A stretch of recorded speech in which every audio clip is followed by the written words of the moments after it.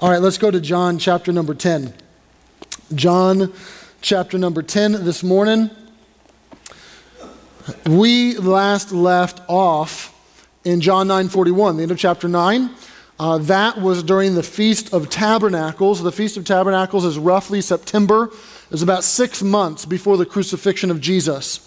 We know from John 10 verse 22 that we're approaching the Feast of Dedication. The Feast of Dedication is also known as Hanukkah. That's in December. That's about 3 months before the crucifixion of Jesus. We do not know precisely when John 10, 1 through 21 took place. It may be that it was right after this conversation at the Feast of Tabernacles, and just kind of right after Jesus healed a blind man, he went right into this conversation. It may be that it was closer to Hanukkah, or maybe it was somewhere in the middle. I'm prone to think that it was very close to the Feast of Tabernacles, right after he healed the blind man, because at the end of this, they'll reference the blind man. But we're not exactly sure why, but regardless, or where exactly it is, regardless, we can look at this and understand what it's saying. Jesus is going to give them these figures of speech in the first 5 verses of John 10. In verse 6, they're basically going to say, huh? And he's going to elaborate a little bit more in verses 7 through 18. So verses 7 through 10, he'll press into what he had talked about with this gate, or where this porter is, the sheep gate. Then through verses 11 and 18, he's going to elaborate a bit more on the shepherd. And then at the end, you'll see that there's this kind of consternation that some of them believe and say that, yeah, that's the smartest thing I've ever heard. And some of them say he's crazy and he is a devil. So let's read these first 21 verses, and we'll make quick work of it today. But I want us to understand what this is saying. John 10, look at verse number 1. Verily, verily, I say unto you, he that entereth not by the door into the sheepfold, but climbeth up some other way, the same is a thief and a robber. But he that entereth in by the door is the shepherd of the sheep. To him the porter openeth, and the sheep hear his voice, and he calleth his own sheep by name, and he leadeth them out. And when he putteth forth his own sheep, he goeth before them, and the sheep follow him, and they know his voice. And a stranger will they not follow, but will flee from him, for they know not the voice of strangers. Verse number 6, after Jesus tells them this, it says, the parable spake Jesus unto them, but they understood not what things they were which he spake unto them. So he says this, and they're like, I don't know what you're talking about, Jesus. So he's going to elaborate. He's going to pick up the door that he had mentioned, and he's going to press into that a bit more, verses 7 through 10. Jesus said unto them, verily, verily, I say unto you, I am the door of the sheep. All that ever came before me are thieves and robbers, but the sheep did not hear them. I am the door. By me, if any man shall enter in, he shall be saved, and shall go in and out and find pasture. The thief cometh not, but for to steal and to kill and to destroy. I am come that they might have a life, and that they might have it more abundantly. Now he's going to talk about this shepherd analogy. He's going to press into this for a little bit. I am the good shepherd. The good shepherd giveth his life for the sheep. But he that is an hireling and not the shepherd, whose own sheep are not, seeth a wolf coming, and he leaveth the sheep and fleeth. And the wolf catcheth them and scattereth the sheep. The hireling fleeth because he is an hireling. He cares not for the sheep. But I am the good shepherd. I know my sheep, and am known of mine. As the Father knoweth me, even so I know the Father, and I lay down my life for the sheep. Verse number 16, he's going to allude to basically that he has a purely Jewish audience at this point, and that in the future the Gentiles are going to come into this. He says it this way, other sheep I have which are not of this fold, them also must I bring, and they shall hear my voice, and there shall be one fold and one shepherd. Therefore doth my Father love me, because I lay down my life that I may take it again. Verse 18 is very clarifying. No man taketh it from me, but I lay it down of myself. I have power to lay it down. I have power to take it again. This commandment have I received of my Father. There was a division, therefore, among the Jews for these sayings. Many of them said, he has a devil, he's mad, why hear ye him? Others said, these are not the words of him that hath the devil. Can a devil open the eyes of the blind? This entire passage speaks to that of a good shepherd. As a pastor, 90% of the funerals I do, the family requests that we read Psalm 23 at the funeral. It's perhaps the most famous chapter in all of the Bible. And it's this image of a great shepherd, right? Psalm 23 is all about the Lord being my shepherd and I not wanting, and him leading me beside the still waters. And there's this imagery of one who takes me to these calm places and restores my weary, aching heart and protects me and provides for me and gives me satisfaction and gives me peace. And that touches a deep nerve inside of us. That's something that our heart yearns for. And here, Jesus declares that he is the good shepherd. And by comparison, he declares that the religious leaders and even the pretend messiahs are thieves and robbers. That on one hand, you have these unauthorized people who are brutalizing the sheep. On the other hand, you have Jesus, who's the good shepherd that wants to lead and to guide and to care for his own. And all of this is meant to contrast Jesus and these religious leaders, and that they're more interested in fleecing the sheep, and he's more interested in guiding and nurturing and guarding them. And based on this passage, I want to drive home 2 points. It's really all I have time for this morning. And the 2 points are good news and bad news. Okay, so here is what you first need to know. There's a lot of good news here, and the good news is that Jesus is a good shepherd. So Jesus says very plainly, I am not just a good shepherd, but the good shepherd. And that's an astonishing claim, but what does he mean by this? What does a good shepherd look like? What are we to expect from Jesus if he is a good shepherd? And the passage is riddled with all of these descriptors of the good shepherd. I want you to see them this morning. The first is that he calls his own by name. Verse number 3 tells us that he calleth his own sheep by name and leadeth them out. This is in the first story that Jesus gives, and he paints this picture of what was very common in ancient Near East times, that many shepherds would take their flocks into a pen or a fold, kind of down at the ranch, and they would mingle all of the sheep together. They would hire a porter or a hireling or a hired hand to basically watch the door to make sure the sheep didn't go in and out, to make sure that someone who was unauthorized didn't go in and out. And in the morning time, the shepherds would come and they would stand outside of the fold, and one by one they would talk or they would sing or they would make a particular set of noises that the sheep knew. And the sheep that knew that voice would separate themselves from the fold at large and go follow that shepherd. Then the next shepherd would step up and do the same thing, and his sheep would follow them, and so on and so forth. And Jesus says that his sheep know his name. They know his voice. They follow him, but he says very specifically that I call them by name, which is important to us because really the most beautiful word in any language to you is your own name. We like it when people know our name. We like it when people remember our names or recognize our name. I remember that my older brother, I have 2 older brothers, but the one right above me, he knew from early on that he wanted to be a lawyer, and he is a lawyer today. He went to pre-law, and then he went to law school and all that sort of stuff. But he also knew that he wanted to do a year of Bible college before he went and did his 7 or 8 years of pre-law and law school, just to get a foundation and understand the Bible and to get in that environment, to get away from home for a little bit. So he did that, and he went to a college in Tennessee to study the Bible for a little bit. And my dad had some loose connections, not strong connections, but some loose connections there at that college. And he went to check in on day 1, and he was in the kind of the freshman dormitory where they would stack all the freshmen. And someone came and said, "Is Brian Likins here?" And yeah, it's me. They said, "Follow me." And they took him to this dormitory that was a bit more off campus, a lot more room. It was this house, basically, where only seniors dwelt. And they took him into there, and they said, "You're going to lodge here." And he thought, this is the best upgrade ever. This is fantastic. Later that night, they had an orientation of sorts, and the president of the college walked up to my dad and my brother, and I don't even think they'd ever met before, but he said, "Brian," right? And he shook his hand, and he said, "How do you like your lodging?" And he walked away.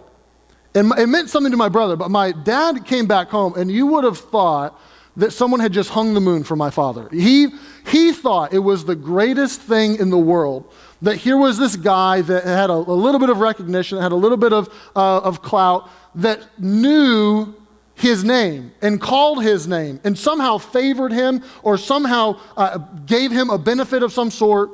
And it was just overwhelming that this would happen, and he was so happy about it. He was almost giddy about it as he came home and told us this story. And I have to think that if we as humans like it when someone who has a little bit of notoriety or is well known or is admired names us, calls us, affirms us, shows interest in us, loves us, treats us in a special way, that how much more should it mean to us if we really let it impact our hearts, that the King of the universe is a good shepherd who names us, who calls us, who loves us, who leads us, who wants to favor us. That should mean something to us. And Jesus says, I'm the good shepherd. I call my sheep by name. That's incredibly rich. That's incredibly tender. He also says in verses 3 and 4 that he goes before them as a leader. Verse 3, he leadeth them out. Verse 4, he goeth before them. Now, if all you knew of sheep ranchers or shepherds was what we have in the West, that wouldn't make sense to you, because in the West, we generally would picture, a cowboy on a horse with a hat and sheepdogs nipping at the heels of the sheep to corral them and to get them to where they want to go. But in ancient times, that was not the case. There was a lot of relationship, and the shepherd would lead the sheep. He would go before the sheep. He didn't corral them. He didn't nip at their heels. He said, let me show you the way and let me lead you. And we learn from this that our good shepherd, he doesn't drive us. He leads us and says, I want to take you to where you should be.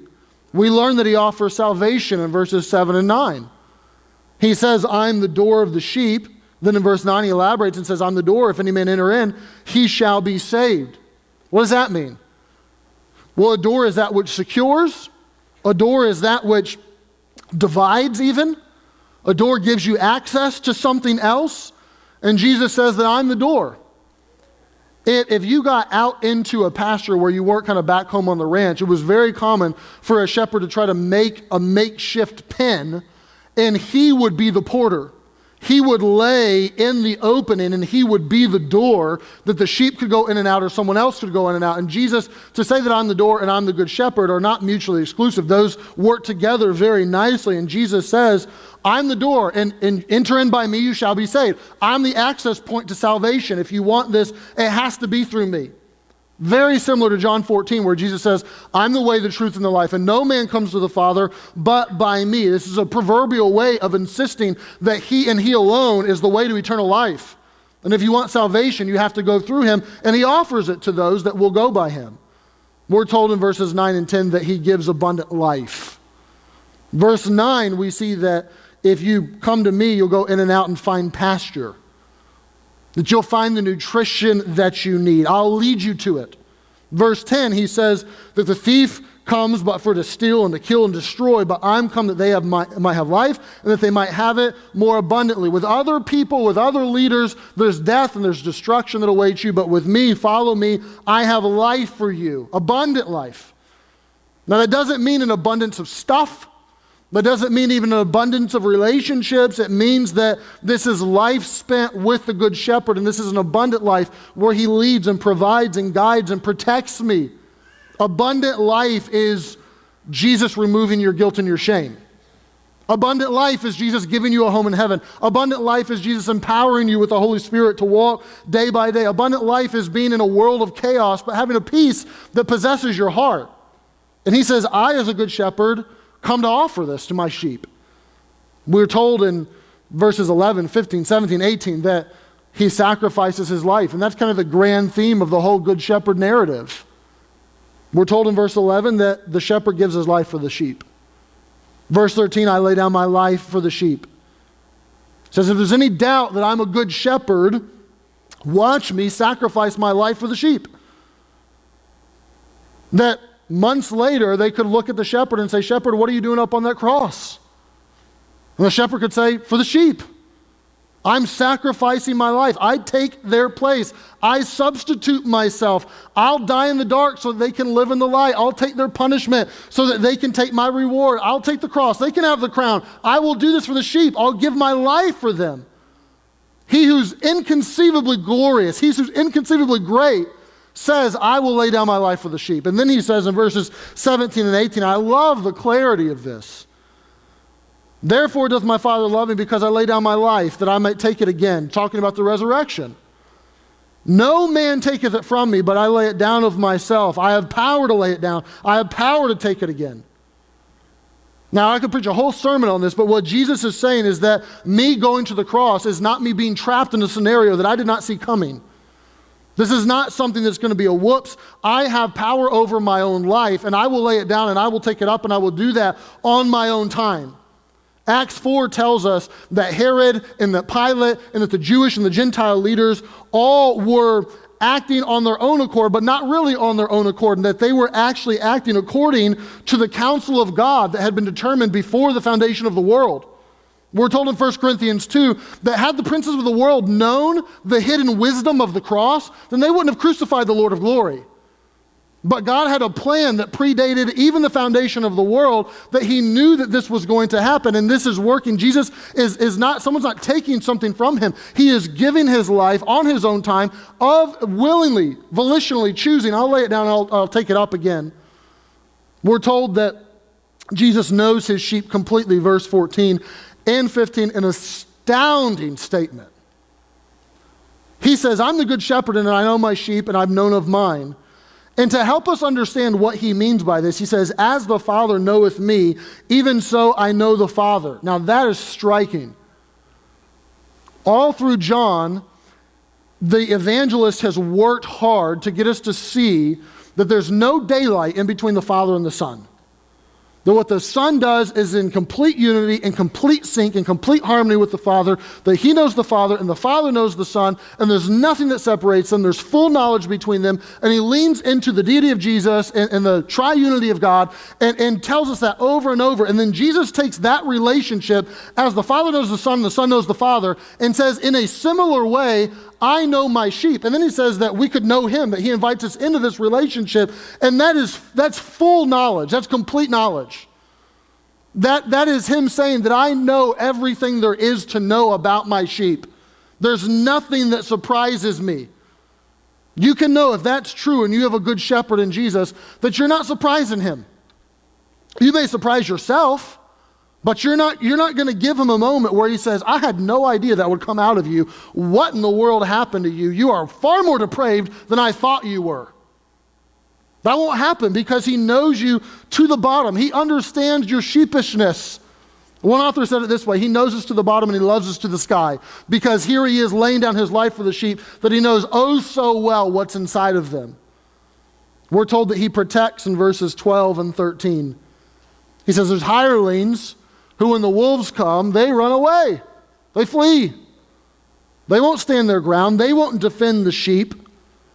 We tend to think of shepherds kind of in an effeminate way, because if you pick up a children's book that's depicting Jesus or any shepherd, what you'll find in that children's book is that there's probably some long wispy hair, probably has a freshly pressed, clean white robe, sitting on a rock, holding the litty bitty baby lamb, singing lullabies to it, and just having a grand time with the sheep around, right? That's kind of how we picture this. But this was a grueling job. Think lumberjack when you think shepherd. This was demanding. This was tough. This was David saying a lion and a bear I had to kill. I had to grab it by the beard and strike it. Like, this was dangerous. You had to have a lot of courage.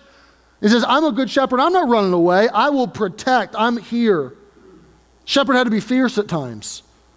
We're told in verses 12 and 13 that he's not leaving, right? That's the point, that the hireling runs when tough times come. But no, I'm here and I'm sticking. This isn't a job. This isn't about the money. This is a calling. This is me caring for my sheep. You moms know what it's like to discover that being a mom isn't a job, but it's a calling. Right? When the kid is up at 3 a.m. throwing up again, you don't tell your 3-year-old, hours are Monday through Friday, 9 to 5. Come back then, I'll take care of you, right? It's not a job. It's a calling, and you can't tell them, you know what, here are the puking hours. Until then, wear it. You understand this is a calling. I'm there. I'm not leaving. I can't do anything about this, right? This is Jesus saying, I'm not leaving. This is a calling to me. This isn't a job. I'm not in it for the money. Max Lucado summed it up best. He said, if you have the good shepherd, you have grace for every sin. You have direction for every turn. You have a candle for every corner, an anchor for every storm. You have everything you need. That's good news, isn't it? I was quicker than I would have liked to be with that text, but that's good news. That's awesome news, that there's a good shepherd who wants to care for us in that way. But if you're really going to get this morning, I do have to give you some bad news. And the bad news is, you're a sheep. Right? If he's your shepherd, that means that you're a sheep. There are wild everything in nature. You can find wild horses, wild cats, wild dogs, wild whatever. But you're not going to find a wild sheep.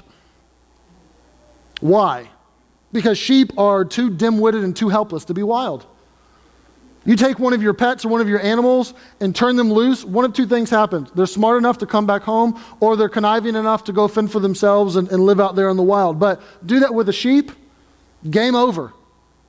That sheep will wander around aimlessly, has no sense of direction. It will eat anything it can find, including poisonous plants. It will drink anything it can find, including the stagnated, nasty water. It'll get stuck on its back like a turtle. It's gonna wander for a couple minutes, say, where am I? Who's bringing me supper? And then fall off a cliff. Like, that does not go well for a sheep to be in the wild. It doesn't happen. And we have to admit that as wonderful as it is to say the Lord is my shepherd, or I have a good shepherd in Jesus, that also is a humbling statement. You have to admit at the same time that I'm a sheep. Like John 15 says, without him I can do nothing. That I'm utterly dependent. There's a position of humility here that isn't very flattering, and our heart militates against it. Because we want to think that, you know what? I'm a pretty good person. I mean, I'm more intelligent than most people I know. Generally speaking, I can figure it out. That's what we want to tell ourselves. That's what even the world around us wants to tell us. But it's not true. Mankind loves to celebrate mankind. We love to exclaim our own awesomeness and to think that we're unreal. I've just discovered this last weekend. College football season kicked off. Next week, the NFL will kick off. And if you like the NFL and fantasy football like I do, then you'll be happy. If you're still protesting it, that's fine. You can do your thing. But I've been watching some college football. And you know what's happening this weekend? He's a true freshman quarterback. The first freshman quarterback to start in 49 years. And this is happening. And there's unlimited potential for this. If he can reach for the stars. And over and over again, what I'm hearing is these people and all the potential, all they have, there's unlimited potential. No, there's not. No, there's not. There is very, very, very real potential for all of us. I don't care how big your brain is, how smart you is, how much of an athlete you are. You can stick all of the creatine and testosterone and steroids you want in somebody. There's limited potential. We're not infinite. We're not unlimited. And the air that we breathe is humanity wanting to exalt humanity and tell you tell yourself, you tell everybody else, you can do whatever you want, you can overcome it, you can make it happen, you're smart enough, you're wise enough, you have the power in yourself. And the simple point of you being a sheep is just to tell you, no, you don't. And neither do I. And I know that feels like a smack in the face in our American culture, but no, you don't. A sheep understands that I need a shepherd, and I'm dependent, and without that shepherd, I'm toast. But I don't need consultant Jesus. I don't need Jesus on retainer so I can call him when I'm in a pinch. I need a good shepherd who is going to protect me because I can't protect myself, who's going to lead me because I'm going to step on a landmine if I lead myself, who's going to take me to the right places because I'll eat that poison, I'll do that stupid thing. I need someone to lead me because I'm a sheep. I don't personally ask my 3-year-old daughter Willow for investment advice. I don't have a lot to invest, but we try to pinch our pennies a little bit and invest a little bit and prepare for the future. I've witnessed a lot of pastors never do any of that and then get to be 70 years old and the church feels bad that they have to support them and it just doesn't work out well. So we try to be wise about that. But I've never looked at Willow and been like, Willow, you thinking Roth here or traditional or should I go S&P 500? What do you think? Right? You say, why not? Well, because she's 3 and she hasn't lived enough life to be able to offer me anything worth listening to. And if we can recognize in my own household that there's 30 years of human existence that creates a pretty large gap between my 3-year-old and 32-year-old me, that I shouldn't listen to her and she probably doesn't have counsel for me, I dare say there's a bigger gap between an infinite God who's everlasting and little finite, my life is but a vapor me, right? But somehow we think, we got something to offer God. God, here's my plan. Jesus, sign off on it, please. I know what's best. How dare you do that to me? Why would you put that on my... We think that we'll do that. What are we doing when we do that? We're failing to admit that we're sheepish. We're failing to admit that we can't figure this out and we don't know. That we have nothing to offer the shepherd. And I wish I could get up here this morning and say that Jesus called you a T-Rex, but the fact of the matter is he did not. This ain't Jurassic Park, he called you a sheep. That's what he said. And you have to understand, if you want a good shepherd, you got to be a sheep. You say, okay, how do I do that? Well, the good news is it's pretty simple for sheep. You read this text on your own, read through it, and identify all the things the shepherd has to do. I gave you some of them this morning, but identify all the things the shepherd's doing, and then identify the things the sheep is doing. It's a real short list. The sheep listen and hear his voice and respond to it, and they follow. The end. It's what it means to, in all thy ways, acknowledge him, and he shall direct thy paths. What it means to trust in the Lord with all your heart. To understand, I'm a sheep. What did you say? Okay, I'll follow, I'll go. To be a sheep means that there's comprehensive dependence and obedience. It means you're gripped by the fact that I'm utterly dependent upon God and I cannot do this on my own, and I'm going to obey him. And a sheep doesn't get to say to the shepherd, you know what, help me here, but don't help me there. It's comprehensive. It's all or nothing. A sheep doesn't get to say, you know what, lead me sure, but you know what, I'll find my own grazing grounds, on Tuesdays. Feed me, okay, but I'll shear myself. You know what, I like when you protect me, but I'm going to figure out if that's dangerous or not, and I'll call you if I actually need protecting. That's not how it goes. The sheep is comprehensively dependent and comprehensively obedient. And without that, the good shepherd won't seem good. Without that, you'll never have the relationship that you need. And the point of today, I knew it would be brief because we had Jay sharing some stories and stuff. The point of today is you got to admit you're a sheep. You have got to admit that you need someone to lay down their life for you. You weren't saving yourself. You're not the point of entry to salvation. You're not going to get to God on your own. That you needed someone to do that for you, and you have to be utterly dependent. And I know that's humbling. But you have to say, I need you. I'm toast without you. I don't have the wisdom. I don't have the strength. I don't have the willpower. I can't do salvation on my own, right standing with God on my own, sure, but even just life on my own. I can't go off to university and be a good student and survive secular college life on my own. I can't parent my children with my own wisdom on my own and make this work. You're not going to be able to. And you have to see that. And if you can admit that, I say, welcome. Your shepherd awaits you. He will be a good shepherd to you. He will care. He will protect. He will guide. He will love. He'll give you life abundant. He'll save you. He'll do all of it. But you got to admit, I'm a sheep. Pray with me.